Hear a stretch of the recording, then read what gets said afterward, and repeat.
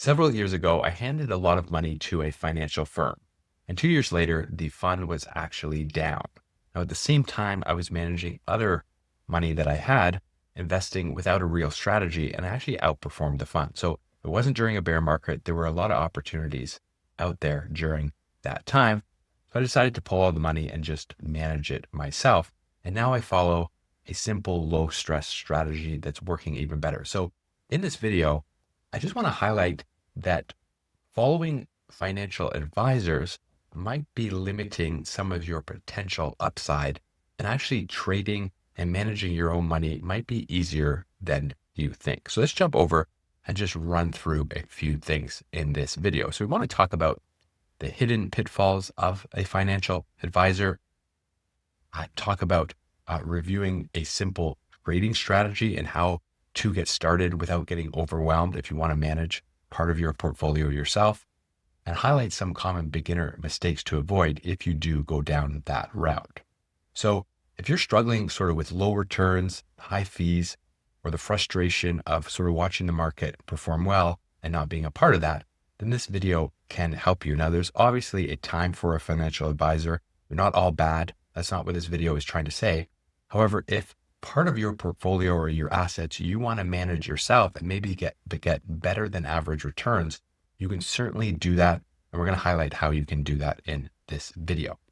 So there are some sort of hidden pitfalls of the financial advisors, things like sneaky fees, underperformance, maybe some conflicts of interest. So we'll just talk quickly about those here right now. So firstly, there are some fees to consider. You can kind of look for some hidden management fees that are associated with a financial advisor you might be working with. Sometimes it's 1% to 2% annually. Those do compound over time. So over a decade, those will eat away at some of your gains for sure. There is also this issue with performance that we'll talk a little bit more about. So if you compare your financial fund to some benchmarks, just like the S&P 500, a simple ETF that you can invest in all by yourself, most advisors do underperform some of these simple ETFs that you can invest in because they're very conservative. And then there's also potentially some conflicts of interest that you should be aware of. So just check for those things like commissions or pushing certain funds for certain reasons. So if we kind of look at this quick document here and talk about these benchmarks, there's this thing called SPIVA, and I'll include a link to this summary here. This is from a few years ago, but I think it basically applies to the last few years as well. And I'll include this link. And basically what SPIVA is, it is a semi-annual report that compares some active funds to passive benchmarks like the S&P 500 over the last 2 decades. So the S&P 500 is just an ETF that you can invest in, and you sort of invest in the 500 largest companies in the United States. Other benchmarks are out there and ETFs are out there as well. So this basically compares that benchmark and investing in that type of fund versus handing your money to a financial advisor who might invest it in a different set of sectors and whatnot. So what these reports show is that most active funds, the kind advisors tend to push, they underperform due to fees and some other factors. So in the US in 2024, so a little bit dated here, it shows that 65% of large cap active funds lagged the S&P 500 in 1 year. Over 10 years, 85% of them lagged the S&P 500. And then over 15 years, 90%, meaning that you should just basically invest in the S&P 500 and you will do better, and you're going to avoid fees and commissions and whatnot for the most part.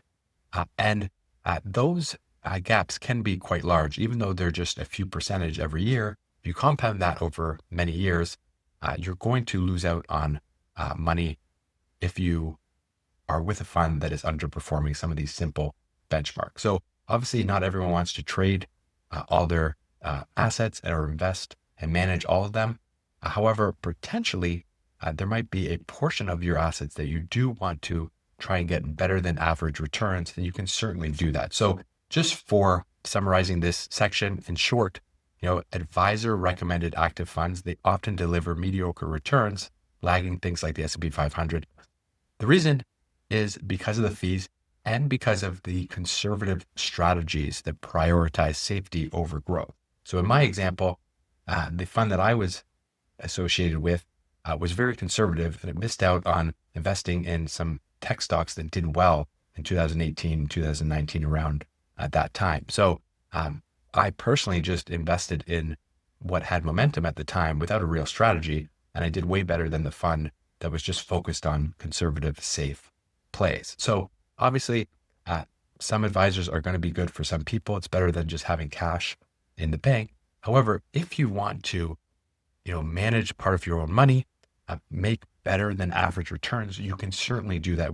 We want to just quickly talk about how you can potentially get started, trading or actively investing yourself. So what you want to do for this is, if you are interested in actively trading and investing yourself, you don't want to waste a bunch of time on theory. You want to skip that and focus in on a strategy right away that will work for your personality, your risk tolerance, and your schedule. So the first thing you want to do is pick a strategy. Focus on one that works well with your schedule, works well with the volatility that you want to be associated with. Then you can start practicing trading with it in a risk-free way with a paper trading account. So you can virtually trade and start to manage a virtual account before you manage your own money.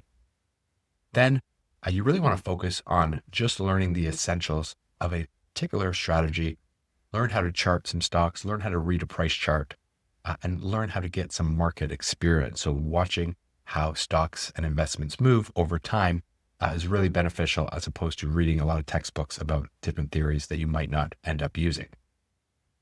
And then you can transition smartly, paper trade, build some confidence in managing a virtual account, and then start with managing your own money, part of your own fund that you want to potentially get better than average returns with. So a simple momentum strategy that I've been using, that a lot of people in our trading group have been using, is focusing on simplifying everything down to a simple trading rule called labeled as only buying at support. And this makes trades very stress-free without having to watch the market all day. So if you don't want to trade every single day, but you want to manage your money and potentially allocate it into more stocks and funds that are getting a higher return, you can do that. You can do that by just checking in weekly and following a very simple strategy. So very quickly here in this presentation, just outline a few bullet points about the strategy, and then I can tell you where you can go and learn a little bit more about it. First thing that you want to do is just find the trend. So you want to trade with the trend by focusing on stocks that are doing well and build a watch list around those bullish stocks. So this might be part of your portfolio that you are not so safe and conservative. You can actually jump and invest and put a portion of your assets into some stocks that actually have some momentum and are looking bullish and are looking like they're continuously rising up and to the right. And once you do a little bit of analysis with some simple tools, you want to find what's called support zones. This is where buyers tend to step in and where trades and entries can be made. And you want to find resistance zones. This is where you will not want to enter a trade and maybe take profits if you're actively managing it. So it's very simple based on support and resistance. Even really good companies. So at the time of recording this, Google has been up around the mid 300s, low 300s. It's at what's called a resistance zone. So you would not want to invest in Google at the moment because it might be at a zone where more sellers are going to be present than buyers. So that's really the most simple way to explain the strategy in just a few bullet points. And after you start learning the strategy, you want to be aware of some common mistakes that beginners tend to make when they start managing their own funds. Things like emotions, not using the proper identity, and not following the rules of the strategy that you are following. So basically, emotions are really big when it comes to managing your own money. You want to stick to a strategy, avoid some emotional traps. There are many of those. Following the rules is one of the best ways to avoid trading with emotions. So the strategy that you are following should have some rules for entering and exiting positions, position size rules as well. You just want to follow those to a T. And you want to try and ignore the noise, tune out what's going on day to day, and focus more on the trend at hand. So quick review. I know we covered a few things and we didn't really jump into them in too much detail. However, the point of this video is just to let you know that sometimes financial advisors can be too conservative, and you might be leaving some potential upside on the table by investing all of your funds with them. If you are interested in getting some more outside returns, some better than average returns, you can certainly do that with some type of trading strategy. What you'll want to do is find a strategy and just focus on it if it fits your schedule, if you like the sound of it, and learn the ins and outs of the strategy, as opposed to going down a path of learning theory about various tools that you might not use.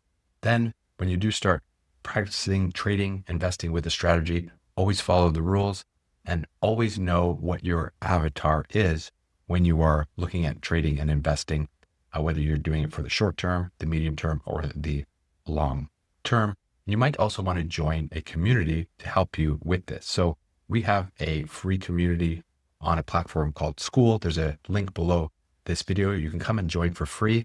And actually in our community, we have a full course that runs through the exact strategy that I'm currently using, many beginners are using, to manage our accounts, buy bullish stocks that have momentum, and get potentially a better return than just investing in things like the S&P 500.